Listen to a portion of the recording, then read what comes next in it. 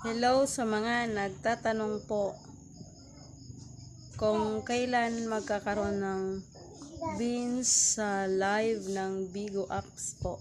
Sa lahat ng nagla-live at gusto magkaroon ng beans ay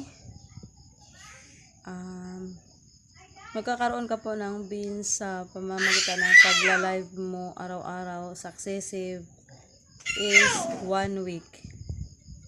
Kasi sa akin dumating 3 days. Successive akong nagla-live. Every 3 hours. Every day. Then,